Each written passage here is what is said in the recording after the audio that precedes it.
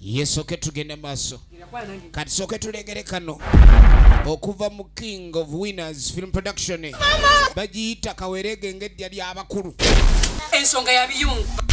Abakazi abakulu abatafumbirwa nga bawala bato bawasizza obuvubuka obuto bubafukidde ebyeneena embeera yakusika muguwa omuli abazanyi bo nga Ruth Cat abazanyi bo ab'amannya bawasizza obuvubuka obuto obutuuse n'obabbako ebyobugagga byabwe abaana baabwe basigadde bakaaba era nga n'enjawukana tezibadde za mirembe.